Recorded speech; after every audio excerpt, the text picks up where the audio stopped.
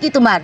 সে যে কেন এলো না, কিছু ভালো লাগে না, এবার আসুক তারে আমি মজা দেখাবো, এবার আসুক তারে আমি মজা দেখাবো।